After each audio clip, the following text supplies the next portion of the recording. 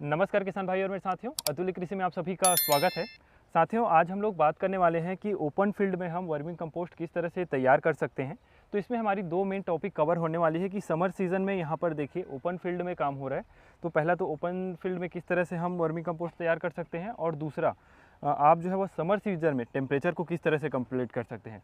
Summer season में जो है वह काफ़ी चैलेंजेस बढ़ जाते हैं, क्योंकि समर सीज़न में टेम्परेचर अधिक होता है, तो उसको मेंटेन किस तरह से कर रहे हैं सर जी, उसकी जानकारी हमें देने वाले हैं।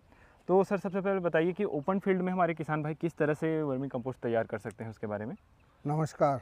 जी। सबसे पहले किसान भाइयों को एक नहीं, खेत में ही, अपने घर खेत में ही वर्मी कंपोस्ट बनाना चाहिए और अपने खेत में डालना चाहिए। जी जी जी। इसमें आप बाज़ार से ख़रीद के नहीं लेना चाहिए कि छोटे किसान के पास पैसा कहाँ होता है। जी जी। वो खुद ही, उसके पास गाय होती है, गाय भैंस होती है, वहाँ अपने खेत में उपलब्ध पेड़ पौधों की पत्तियों से, पैरा से, इन सब की कट्टी काट करके ये खाद बना सकता है। जी। और खाद बनाने के लिए आपको बताया था पहले कि 15-20 दिन 25 दिन से पुराना गोबर नहीं होना चाहिए। उस गोबर के साथ पेड़ पौधों की पत्तियां, जो भी घर खेत में उपलब्ध फसल अवशेष जो आसानी से सड़ गल सके, उन सबको मिला करके ऐसे ओपन में एक नहीं, जगह का चुनाव ऐसा होना चाहिए जो इसमें बरसात का पानी नहीं भरे। जी।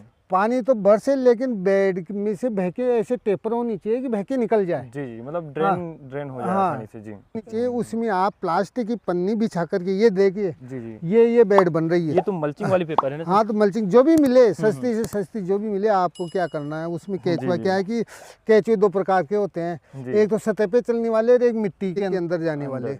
तो ये सतह के ऊपर, ये केचुआ मिट्टी के अंदर नहीं जाता, ये सतह पर ही रहता है। ज़्यादा से ज़्यादा 1-आधा इंच ज़मीन में चला जाएगा। फिर अगर इसको गोबर, कार्बनिक अवशेष डालोगे, फिर ऊपर आ जाएगा। जैसे ये बेड बन गई जी। अब ये बेड क्या है कि 2-2.5 फीट चौड़ी है और ये करीब करीब 40 फीट लंबाई है इसकी। बेड बना दी। ये क्या है कि 20-25 दिन पुराना गोबर है। अब इस गोबर में हम क्या करेंगे कि जैसे ये केचुआ है जी, अरे ये केचुआ निकालना, जैसे ये केचुआ है, तो इसके हर फीट पे हल्का सा ये खड्डा करेंगे, इतना सा। और ये एक नहीं, 1 किलो वर्मी कल्चर सहित आता है, ये डाल देंगे जी। ये फिर 1 फीट आगे ये खड्डा करेंगे और यहाँ 1 किलो केचुआ डाल देंगे जी। ऐसे कर करके सब में एक नहीं डालते जाएंगे। इसके डालने का फ़ायदा ये होगा कि ये केचुआ अपने आप टेम्परेचर चेक करके चारों तरफ बेड में फैल जाएगा जी। अगर बेड में अगर थोड़ी भी गैस रही तो ये एक नहीं जा के चेक करेगा और वापस अपने इस घर में पुराने जो अपन ने एक नहीं, इसकी कल्चर है एक नहीं, इसमें वापस आ जाएगा जी। तो इसे डैमेज नहीं होगा। केचुआ डाल करके अपन इसको ढक देते हैं जी। ढकने का मतलब जो भी घर में है आपके घास फूस उपलब्ध जी, पैरा जहाँ पैरा होता हो, जहाँ पैरा नहीं होता, केले के पत्ते होते हो, जहाँ केले के पत्ते भी नहीं होते हो, नहीं जहाँ बोरी का टाट, तो मतलब अंधेरा करना है आपको। ये रात्रिचर है और ये अंधेरा करोगे जब ही ये दिन में काम करेगा जी। और उसके और तो प्रोसीजर वही है, आपको 15-20 दिन बाद पंजा लगाना है और फिर 40 दिन बाद पंजा लगाना है। 50-60 दिन बाद में इसमें खाद बन जाएगा तो उसको उतारना चालू करोगे जी। 2-3 बार पंजा लगा करके लास्ट में जब केचुआ ही रह जाएगा उसको साइड में करके फिर नई बेड बना दो जी जी। और सबसे बड़ी बात आती है सर, गर्मी अभी बहुत तेज हो जाती है और टेम्परेचर को किस तरह से कंट्रोल किया जाएगा। वो टेम्परेचर को इसको बिल्कुल ढका जाता है जी। पहला तो ढका जाता है जी अच्छी तरह। और दूसरा क्या है कि ढक करके पानी का स्प्रे करते हैं इस पर जी। डेली स्प्रे होता है, डेली हल्का हल्का स्प्रे करते हैं चेक करके।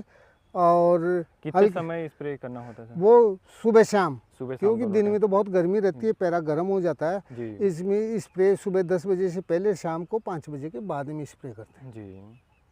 और सर्दी में दोपहर को करते हैं जी, 10 बजे बाद और 5 बजे से पहले। बरसात में इतनी वायुमंडल में नमी रहती है तो इतनी ज़रूरत होती नहीं है। आवश्यकता के अनुसार, जैसी डिमांड के अनुसार पानी देते हैं जी। और कुछ मुख्य सावधानियां जो होती हो रखनी होती है? बस मुख्य सावधानियां है कि नहीं, कई बार लोग घबरा जाते हैं कि इसको चींटियां खा जाती है, ऐसा कुछ नहीं है। हमारे ये देख लो, इतना ये सारा फील्ड है, इसमें कहीं ऐसा नहीं है कि चींटियां होगी तो भी ये अपने आप को बचे। जैसे अभी डाला, ये देखो सब गोबर के अंदर चला गया जी। ये अपनी सुरक्षा खुद ही करता है जी। कोई भी जीव अपनी सुरक्षा खुद ही करता है। आप कब तक बचाओगे इसको? ये देख लो सारा नीचे चला गया।